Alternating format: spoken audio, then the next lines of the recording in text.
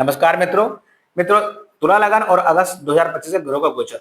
मित्रों, लग्नेश शुक्र third Lord और सिक्स लॉर्ड जुपिटर के साथ आपके बैठे हैं नवम भाव में। यानी कि हेल्थ को लेकर कोई इशू नहीं है, भाग्य का फुल सपोर्ट है आप पर, भाग्य का आशीर्वाद ब्लेसिंग है आप पर। साथ ही साथ इसके अलावा अगर बात करें, अगर आप नौकरी के लिए सर्च कर रहे हैं और वो नौकरी थर्ड हाउस से रिलेटेड है, यानी कि IT, multimedia, online working, commission या फिर कैलकुलेटिंग कोई वर्क, टूर एंड ट्रेवल्स के क्षेत्र में अगर नौकरी तलाश कर रहे हैं तो निसंदेह भाग्य का आपको सपोर्ट 100% मिलेगा और आपको इस क्षेत्र में नौकरी मिलके ही रहेगी, यानी कि नौकरी के लिए उत्तम योग है। इसके अलावा अगर आप दूसरे पॉइंट ऑफ व्यू से बात करूं तो दसम भाव में सूर्य और बुध बैठे हुए हैं। तो जो लोग सरकारी नौकरी की तलाश सर्च कर रहे थे या कंपटीशन दे रहे थे और उनका रिजल्ट अभी 15 दिन के अंदर अगर आने वाला है, तो 16 अगस्त तक अगर रिजल्ट आ जाता है तो कहीं ना कहीं सरकारी नौकरी आपको हाथ में आ जाएगी। इसके अलावा बात करते हैं, राहु पंचम भाव में है।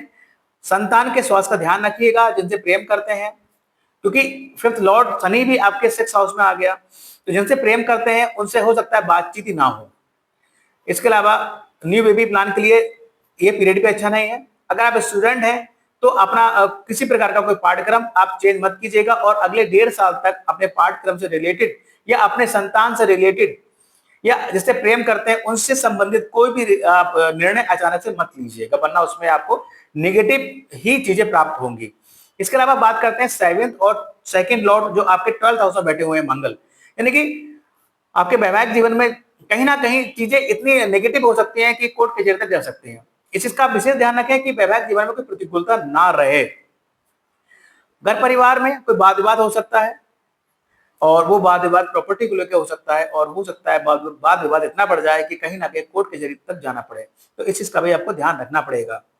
केतु आपके 11th हाउस में, यानी कि जो कमाएंगे उससे आपको संतुष्टि नहीं होगी, तो इस चीज का आप ध्यान रखें कि कमाने वाली चीज को 1.5 साल तक आप भूल जाएं कि जो मिल रहा है ईश्वर की कृपा से मिल रहा है, सब ठीक है।